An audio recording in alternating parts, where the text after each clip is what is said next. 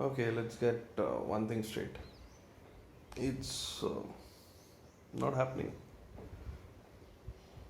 Everyone who is in awe of what Ole did 21 years ago, I'm one of you.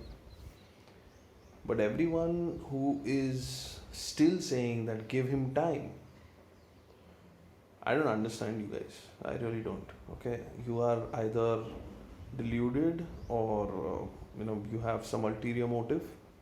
I don't know. But from what I saw last night, it was probably one of the most, well, I don't say bad, I don't say the worst performances. I just say it was one of the most painful performances to watch.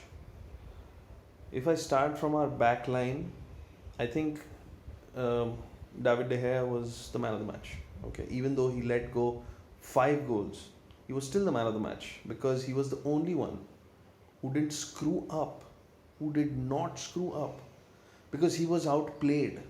He was outplayed because there was a non-existent defense, and I'll come to that. Luke Shaw, zero for me, an absolute zero.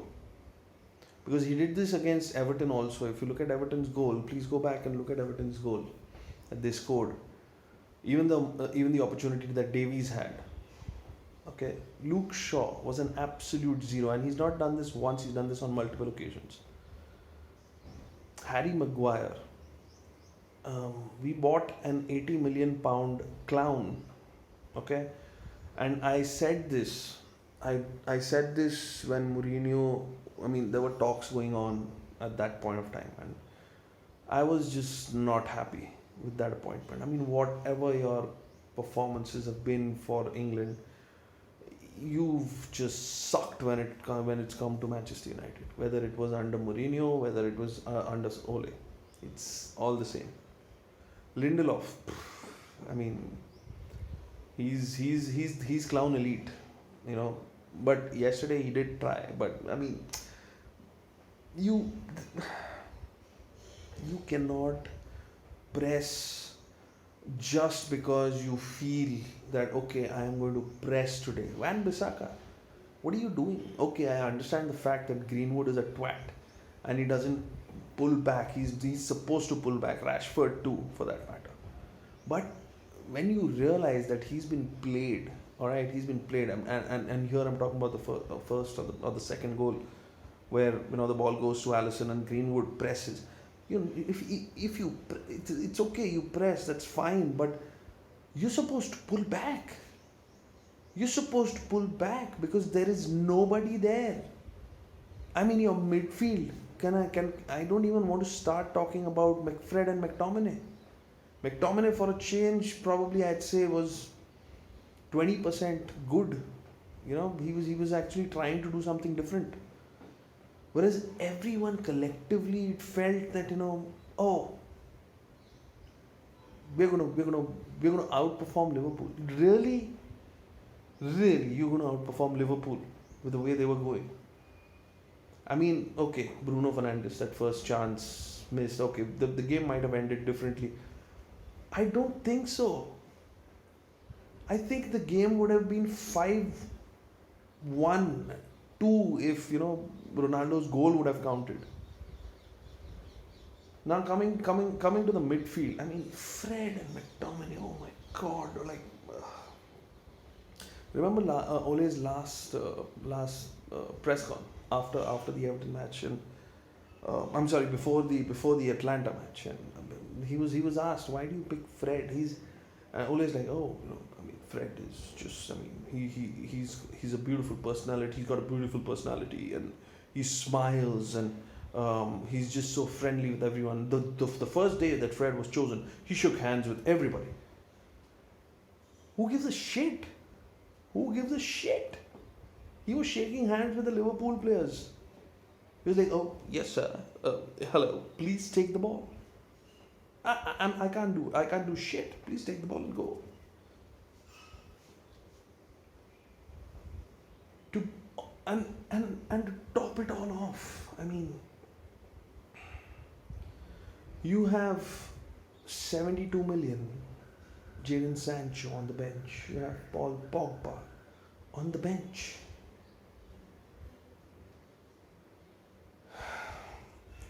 I don't understand this ego. Does it come from the fact that okay, my job is secure? Does it come from the fact that the Glazers have my back? Why don't you just change your goddamn formation? What is the problem?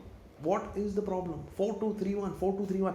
I'm irritated out of my mind looking at that goddamn formation every fucking game.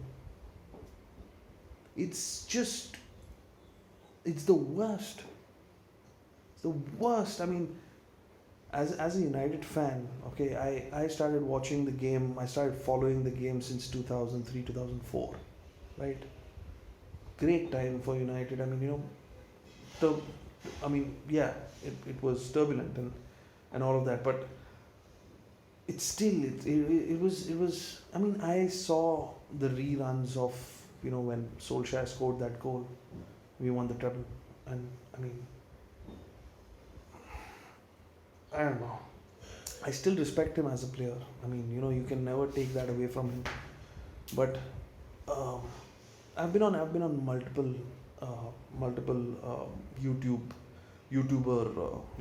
videos when I've chatted with them, and this is one thing I keep saying all the time, and it actually holds strong for a lot of players. You can be amazing players, you can be great players, but great players don't necessarily make great managers. I mean, if after all of this, if we don't evolve, I mean, if we've not learned anything from the evolution of Manchester City, from the evolution of Liverpool, from the evolution of Chelsea, and I'll tell you what's happened. It's the owners. It's like the trickle down effect. It's a trickle down effect. The owner, okay, we're talking about Manchester City, right? They don't want mediocre players. That's why they bought the best. They bought Pep Guardiola, Kevin De Bruyne, Aguero was okay. Aguero given was already there, but that squad needed help. I mean, for God's sake, in 2011 they beat us, what, 6-1, 5-1, 6-1. I can't even. I think that was at Old Trafford. And I mean, the evolution that I've seen after Guardiola got into the squad, and the way he's changed everything. Like, if you guys ever play fantasy, you never know who's going to start, because Guardiola keeps all of that information close to his chest. Look at freaking Liverpool. I remember 2007, 2008. They used to leak goals. Like, they used to really leak goals. Klopp came in, it was the same issue. But he came in and got a strong midfield. Wijnaldum was there. I mean, Milner, you have Henderson.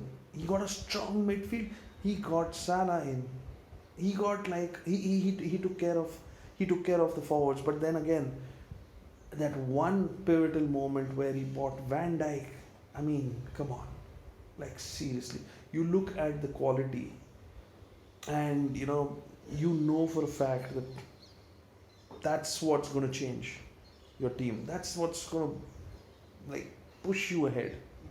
Look at Chelsea. Look at the evolution that they've gone through, and it's all trickled down because of Abramovich.